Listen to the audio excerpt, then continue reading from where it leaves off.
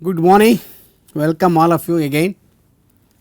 In the last class, we started discussing about analysis of the spectra of various heteronuclei. We started with fluorine NMR. I said fluorine is spin-off nuclei, 100% abundant, and it is very friendly nuclei, and we took several examples, analyze the spectra of fluorine, where we could extract fluorine-fluorine coupling, heteronuclear coupling between fluorine and abundant spins like phosphorus, and also we could get coupling with rare spins like dilute spins. At the same time, I also said about what is called effect of isotopic substitution on the fluorine chemical shifts. We took several examples. I showed what happens when I take the molecule like CH2, CHF2Br2 like that. CHF2Br2, where we saw that in the fluorine, because of isotopomers, 4 different types of isomers present, because of 2 different isotopes of bromine, we got 4 peaks, 2 were overlapped and appear like a triplet. And we took another example like that, and several examples of fluorine where isotopic effect is dominant. And then we went into phosphorus NMR, analyzed several of the spectra, and I came to one molecule where we could show that phosphorus can experience coupling with proton, fluorine, nitrogen, etc. 3 or 4 different heteronuclear couplings, hormone heteronuclear couplings, which gave a very complex spectrum. And I had no time and I could rush it up. Look, I will repeat with that and then continue further with the analysis of the spectra of other nuclei today, including phosphorus and some other nuclei. Okay, let us come back. And this is the molecule which we started. This we wanted to see the phosphorus 31 NMR of this molecule. There is only single phosphorus. Obviously, we have only single chemical shift, and chemical shift is written as minus 63.4 ppm with respect to H3PO. 85% H3PO4 is the reference that we use for phosphorus. And spectrum looks fairly complex for a single phosphorus being present. It is understandable. First of all, you should see there is a long range coupling of phosphorus with proton, large coupling, not long range, one bond coupling, which is of the order of nearly 836 hertz. Huge coupling is there. So it is going to be a doublet like this. And then further, the phosphorus experiences coupling with 2 fluorines, which are chemically equivalent. It is a PF2 group. So what is going to happen is, see, one JPF is there, which is going to be a triplet. One line of the one line of the doublet is split into a triplet because of 2 equivalent fluorine. Another line of the doublet, which is here, also split into a triplet because of 2 fluorine, and it is 1-to-1 triplet here. Similarly, this is 1-to-1 triplet. There are 2 triplets here. One doublet was there initially because of HP coupling, and that doublet became 2 triplets. Each line of the doublet became a triplet. That is because of coupling with PF2. Further, what is happening is that this also experiences coupling with 2 nitrogen. See, this is a very interesting thing we should see. 2 nitrogens are present. So what does it mean? Each line of this triplet, there are 2 triplets now. Each line of this triplet is further split into a triplet because of 2 nitrogens which have equal coupling with phosphorus. As a consequence, you are going to get 3 here a triplet like this, 3 lines, 1-to-1 triplet. That is coming because of coupling between phosphorus and nitrogen. See, there is lot of coupling. 1 bond HP coupling is huge. Then PF2 coupling is huge. Now phosphorus nitrogen coupling is also there. That is also quite large, about 54 hertz. So each line of the triplet became another triplet, and that is what is expanded here. Each one of them. See, there are 6 like that. One of them I have put here to show there is a 1 bond PN coupling, 2 PN couplings, making it a triplet. Further, this phosphorus also experiences coupling with 2 protons, 2 equivalent protons like NH2 groups, which are there, 2 protons. So there are 4 protons. It is going to be a quintet pattern like this, or a septet, whatever it is. You are going to get pattern like that. Each line of the triplet further split into a quintet like this. Okay, that's how it comes. So, this single phosphorus experiencing one bond coupling, one bond coupling, one bond coupling and two bond couplings. So many couplings are there. The overall pattern is a doublet of triplets of quintets. Total number of lines we expect is 90. 2 into 3 into 3 into 5. See, this one simple phosphorus giving 90 peaks. Fortunately, many of them are easily analyzable by a first order way. Most of them are weakly coupled because only one chemical shift is there and all of couplings are quite well dispersed. So, we are going to get the information very easily. That is it. So, next another simple example I want to take for phosphorus 31. We took the example of PCl3. Okay. In this case, very surprising, we got 4 peaks. There is only single phosphorus. Remember CFCl3 peak we discussed in the fluorine NMR. So, CFCl3 gave rise to 4 peaks because of chlorine has 2 isotopes, chlorine 35 and chlorine 36. 37, 35 and 37. Each of them has different percentage of abundance. This is 0.76, that is 76%, other is 0.24. As a consequence, we could calculate the populations, distribution of populations of different isotopomers of CFCl3 and we arrived at 4 different peaks with intensities 195, 30 and 3 that we could easily interpret. Exactly analogous to that, phosphorus also you can think of now varieties of isotopomers here. First of all, there are 2 chlorine isotopes, chlorine 35 and chlorine 37. I can say there are several isotopomers. First one, all chlorine could be 35. That is one possibility, 76% abundance. Second, all chlorine can be 35, that is 24% abundance, that is also fine. Then we have other possibilities, 2 other possibilities where 2 chlorine could be 35, 1 37. There are 3 such possibilities. 2 chlorine could be 37, 1 is 35. Again 3 such possibilities. So, varieties of combination analogous to your CFCl3 analysis what we did, you can also do it and then each peak population can be worked out. First of all, we took this one 75%, 76% abundant and this is a strong peak, scale it as 100. With respect to that, other intensities can be calculated. Next one is this possibility. There are 3 such possibilities and then intensity if you multiply by 3, scale it with respect to this is how it is. The next possibilities again 237, 135, 3 such possibilities and the last one is all the 33 or 37 somewhere here weak intensity, you are not seeing it. You understand? 4 such different isotopomers are there and the intensity of each peak can be worked out based on the distribution of population, statistical distribution of populations. So, that is it. So, we discussed a lot about phosphorus NMR, fluorine NMR.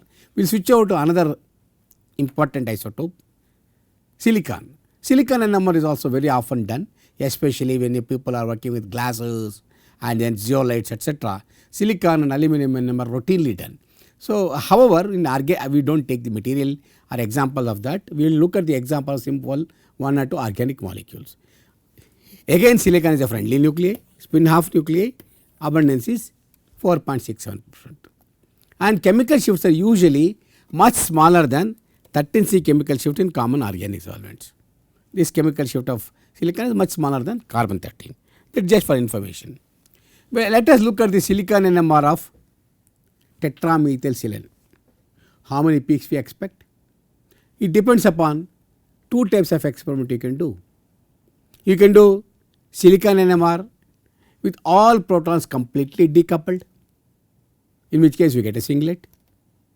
There is a possibility all 12 equivalent protons can couple to silicon, you can get proton coupled spectrum also. How does the spectrum appear when it is decoupled and coupled? We will look at it and this is the silicon spectrum proton decoupling. Fantastic. There are no more couplings of protons with silicon. Then why we have a doublet here, 2 satellites, weak peaks? I have already written here, you see, it is carbon 13 coupling to silicon, one bond direct and 4 such carbons are there, they are all equivalent. So, you are going to get a single doublet, okay, carbon coupling to silicon and it appears as a satellite. You are going to get if you measure the separation, you get one bond silicon carbon coupling. As I have been telling you, last time also I told you, again I am repeating, when you are observing dilute spin like silicon itself, then you do not worry about abundance of that you treat as abundant spin itself, and then other dilute spin coupled to that gives rise to satellites. Like if I look for proton, silicon is a satellite, but I am looking at silicon itself, that I can treat as abundant spin, then carbon coupled to that will be a satellite. So we have got satellite peaks. Each line of the satellite split into because of silicon it is a doublet, and each split into half, okay, because of silicon one bond silicon carbon coupling. Okay, this is 13 satellites. Another thing is proton coupled silicon NMR. The same tetramethylsilane, I do not do the decoupling. How many peaks we expect? Very important, you should remember 2ni plus 1 rule here. And now there are 12 protons which are equivalent. Put it 2 into 12 into half plus 1. Then you are going to get 13 peak. It is called tri-decuplet spectrum. 13 peaks are there. You can start counting from that. See here there are peaks. And of course you also see carbon 13 satellites whose separation we already measured in the other case. There are 13 peaks, and separation of each of them gives you silicon proton coupling. 2 bond silicon proton coupling you are going to get. And this is how it is. So you should get 13 peaks. How do you get the intensity of all those things? How do you arrive at it? Of course you have to go to Pascal triangle. When there are 12 protons coupled, what is the intensity pattern? Like we have for 2 protons coupled equivalent 1 to 1, when 3 are coupled 1 3 3 1 quartet, like that we know. Go to the Pascal triangle and find out how many peaks you expect, what is the intensity pattern. It will very easily work, you can work out, and this is how it is. All 13 peaks are there. Okay, and the highest intensity peak is 924. Compared to that, other peak is only 1% intensity. That is why we are not seeing that. Okay, this is the proton coupled TMS spectrum. Now we can go to another molecule, a simple molecule. Look at this molecule, an organic molecule. We are looking at silicon, but here we have 2 types of experiment done. Again, proton decoupled and proton coupled. When there are proton decoupled, what are you going to see? A single peak. That's what. Only one silicon is there. We got a singlet. Of course, we got 2 satellites. Why is the satellite? What is the satellite coming from? Because of coupling of silicon with carbon. So this is going to this separation. If I measure, I am going to get silicon carbon 1 bond coupling. That is because of carbon 13 satellites. This is decoupled spectrum. There is also coupled spectrum. It is plotted in 2 bunches, 2 expansions separately. There is a breakage in the plot here, you can see. And why it is coming? First of all, remember there is 1 bond silicon proton coupling here. This is 1 bond silicon proton coupling. It is huge, quite large. What is that going to do? It will split silicon peak into 2 peaks, a doublet of the order of 175 hertz. See, he can separate out. Here starting with that somewhere around 75, this is about 125. You can see the separation if you accurately calculate silicon separation, 1 bond silicon proton coupling is 175 hertz. It is a doublet. But what is going to happen now? We also have 2 bond silicon coupling with proton, 3 bond silicon coupling with proton. This one can couple to this, this and this. There are 3 such CH2s.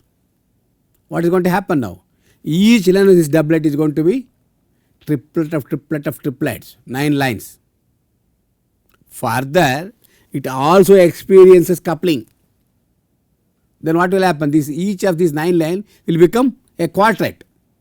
36 lines will be there in each of them. Each bunch should contain 36 peaks if all the couplings are resolved. So it has 2 bond, 3 bond couplings. It is very, very complex spectrum. Okay, but all of them are not resolved. As a consequence, only few bunches are seen here.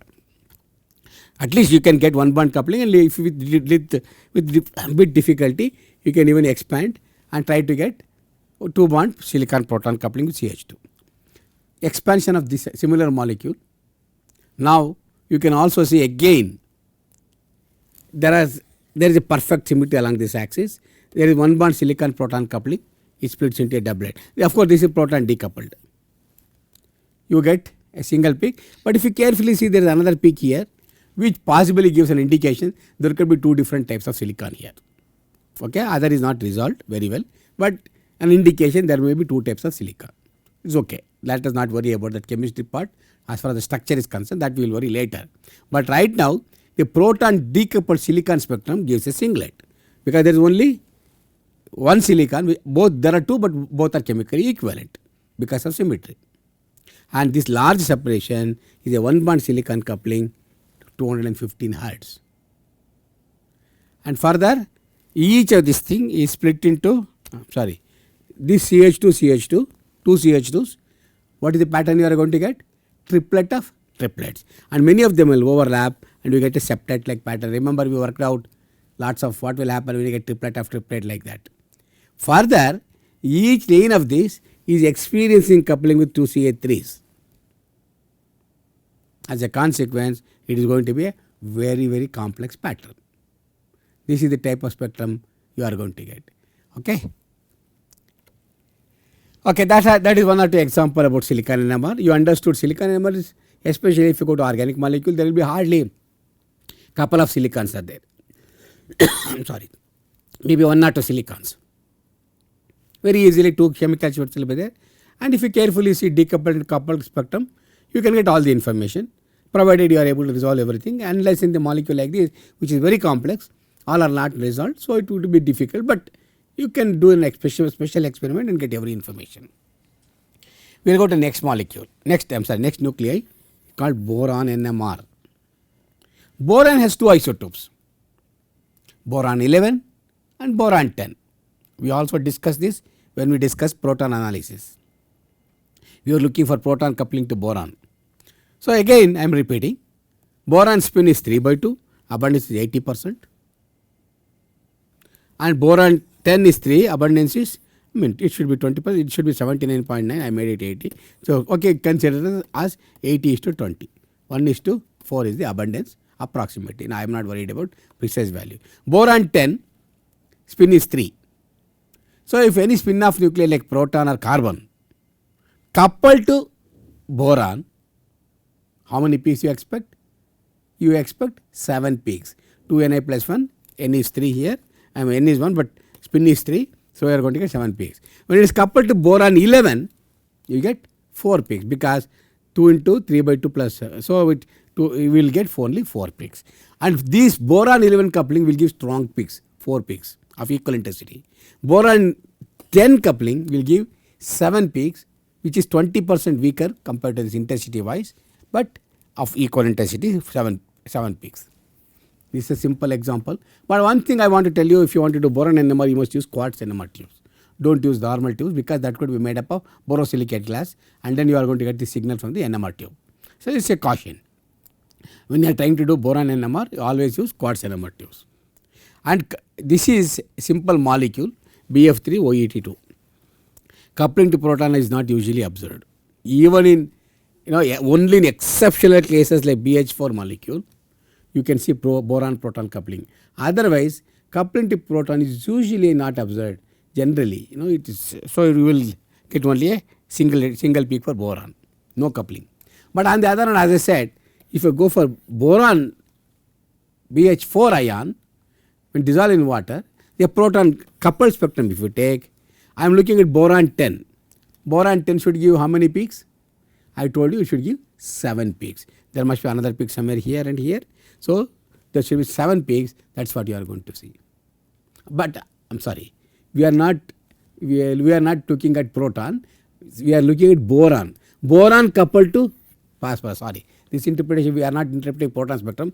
You should see it is a boron 10 spectrum, not proton spectrum. So our interpretation should be in a different way. For boron 10 coupled to proton, 4 protons are equivalent, 2 Ni plus 1. 4 is this one, 2 into half plus 1, you are going to get 5 peaks. So you will get 5 peaks. So I'm sorry, this is not proton spectrum, the boron 10 spectrum. So interpretation is coupling of boron with proton. That's what you have to see. So you get 5 peaks. And the separation of any adjacent peak gives you boron 10 at proton coupling. Go to the boron 11. Carefully if you see, Boron 11 peaks are quite sharper and more sensitive compared to boron 10. Here also you are looking at the boron 11 NMR coupled to a proton. How many peaks you should expect? Like in previous example, 4 chemically equivalent protons are coupled to boron. It is going to give 2 Na plus 1. So it will be 5 peaks of equal intensity ratio like this. And this separation gives you 1 bond proton boron coupling. Look at the previous one bond boron 10 proton coupling is about 27 Hertz. This is about 65 Hertz. So if just to take boron NMR of this molecule, you get 2 different spectra, one coupling with boron 10, other is coupling with boron 11. In a special example like this type of molecule, you can even get boron proton couplings also. Take another example of this molecule. Potassium bromine CF3 4 times. How many peaks we expect if I look for boron 11? Now I am looking for boron, looking for coupling with fluorine. Incidentally, as I said, this is also spin-off nuclei. There are 3 into 4, 12 equivalent fluorines are there. So use the 2Na plus 1 rule. 2 into 12 into 3 by 2. Boron 11 is spin is 3 by 2. So you are going to get 13 peaks. If you carefully see, you must get 13 peaks here. Remember, I am looking at boron 11 coupling to fluorine. So I must get 13 peaks. And these are all expanded here. You see 1, 2, 3 here, 4, 5, 6, 7, 8, 9, 10, 11, 12, 13. You should expect somewhere here 13 peaks are there. Here. So 13 peaks are there. And what are the peaks which are marked star here? They are coupling with carbon. Carbon is also spin-off nuclei. They are carbon 13 satellite. Each peak is split into 2 peaks here. They are 13 satellites. You understand? So this in this simple molecule, boron 11 gives you about 13 peaks. Go to the next example. Of course, we didn't see the boron 10 NMR of this molecule. Doesn't matter. 1 or 2 examples to show boron NMR can also be done, and especially with the coupling to proton and fluorine also can be seen. We go to another example, mercury NMR. Interestingly, mercury has 7 stable isotopes, out of which only 2 are NMR active. That is Mercury-199 and Mercury-201, both are NMR active. And especially Mercury-199 is what is always a preferred choice, not 201. And that is because this Mercury-199 is spin-off nuclei, abundance is close to 16.7%, about 17% abundance is there. So fairly easy to detect. So that's why Mercury-199 is a preferred choice when you have to detect mercury NMR, HgNMR. This is an example of dimethyl mercury 199 NMR. Now you see a very single peak we are going to get. Carefully if you see, it is proton decoupled. Remember, there is no coupling. You are breaking all the coupling of mercury with proton, but not with carbon. So if you look at it carefully, what are these? These are carbon 13 satellites. Carbon 13 coupled to mercury is split into this. So if you measure separation from this to this, you get 1 bond carbon mercury couplings. We have broken proton couplings here. So you get a single peak with carbon 13 satellites. Okay. What happens if you look at the proton coupled one for the mercury NMR? Proton coupled. How many protons are there now? 2 methyl equivalent, 6 protons. So 6 into half into plus 1, how much you are going to get? So you are going to get 2 into 6 into half plus 1, you are going to get 7 peaks. You count, there must be 7 peaks here. 1, 2, 3, 4, 5, 6, 7. Because 2Na plus 1 rule, you have to apply. Now n is equal to, say n is equal to 6, 2 into spin is equal to half, for proton plus 1, you get 7 peaks. You get 7 peaks.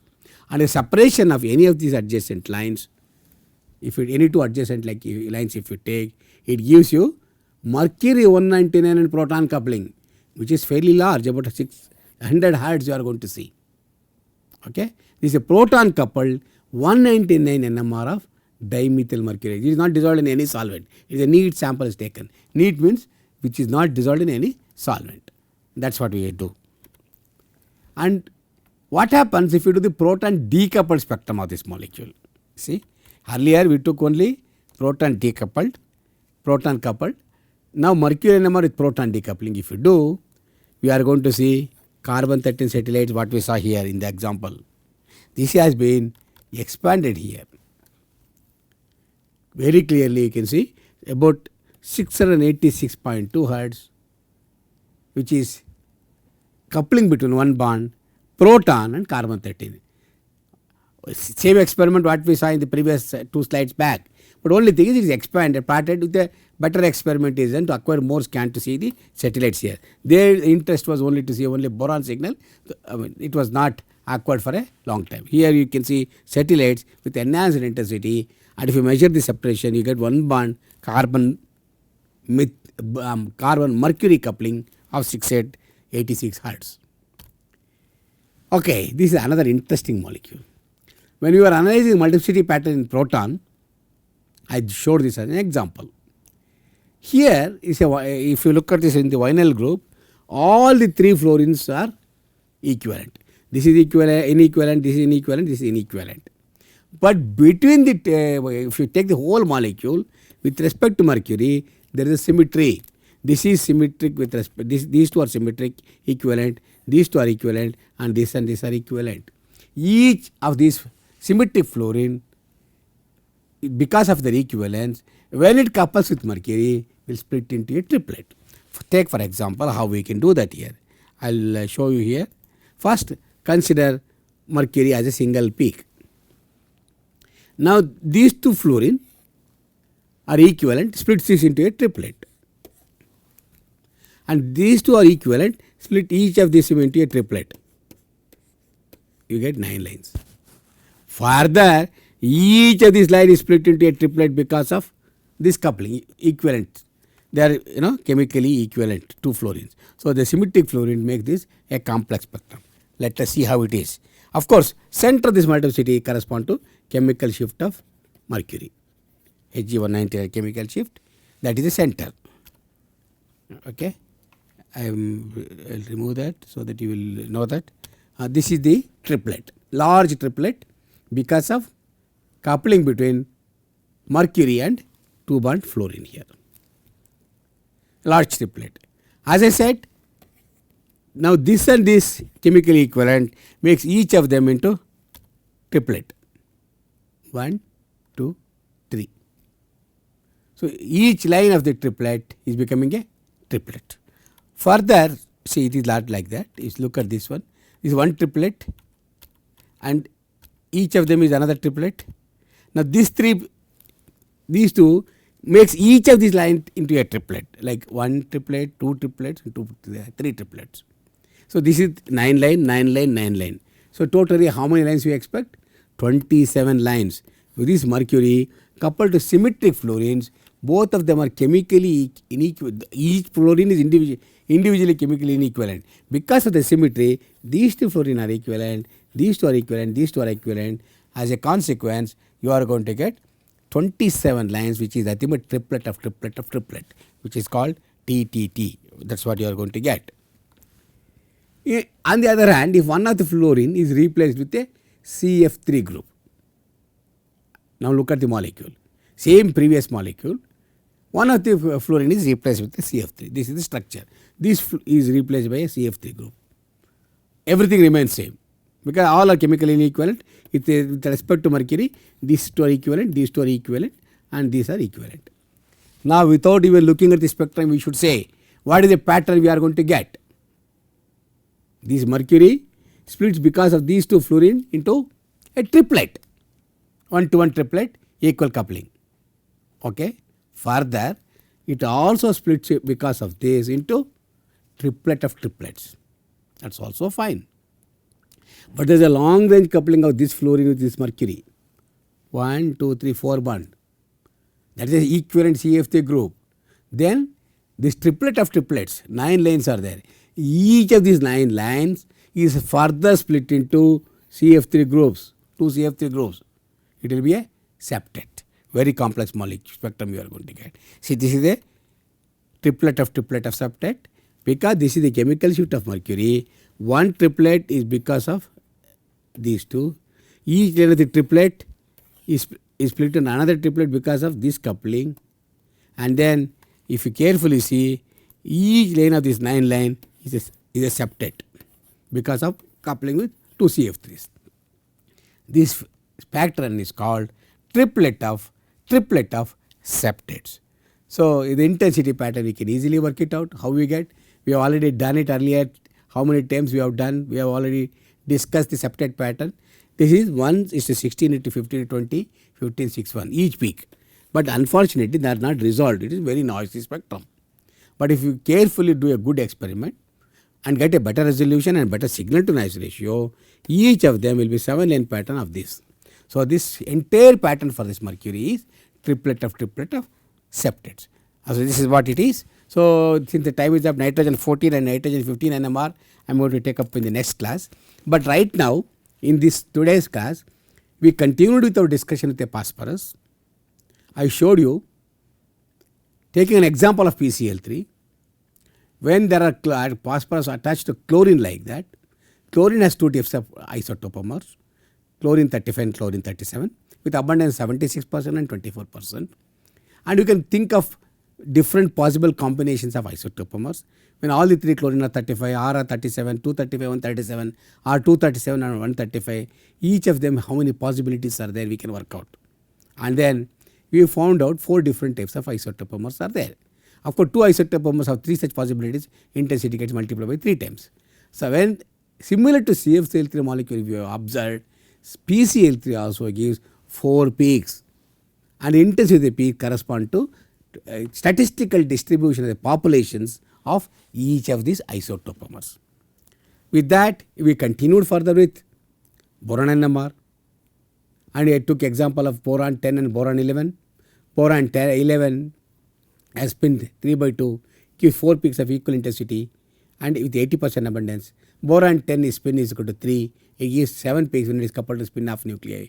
We took the example of boron BF4, also BH4 ion, and then we looked at boron 11 and boron 10, 4 equivalent protons, split each of them into a pentate, and we could get the boron 10 proton, boron 11 proton coupling. We took few other examples of the boron molecule also. Then we went into mercury, several examples of the mercury. Mercury is again, there are 7 isotopes, 2 of them are stable, which are NMR active. 199 is always a important thing. That is a thing which we have to consider. 201 we don't need to consider. That generally nobody is going to study because it's going to be a broad peak. So mercury 199 is a preferred choice. We took example of 2-3 molecules including dimethyl mercury. Looked at the proton spectrum, proton decoupled and proton coupled, and we saw how many peaks we are going to get, everything. So we could immediately see, we could measure silicon proton mercury carbon satellites by doing proton decoupling. Also we took the example of silicon NMR, tetramethylsilane we saw, and we see silicon proton couplings, silicon carbon satellites by doing decoupling experiment. Varieties of examples we took. So 3 different nuclei we could study today. We could get the analysis spectrum of phosphorus, silicon, boron and mercury. All 4 we could do in this class. Several examples we do, but analysis what I did by taking 1 or 2 simple examples. But then there will be more complications when you go to a particular molecule. But what I gave you was only an idea how to go ahead and do that. So with this I am going to stop here. We will come back and continue with remaining nuclei in the next class. Thank you very much.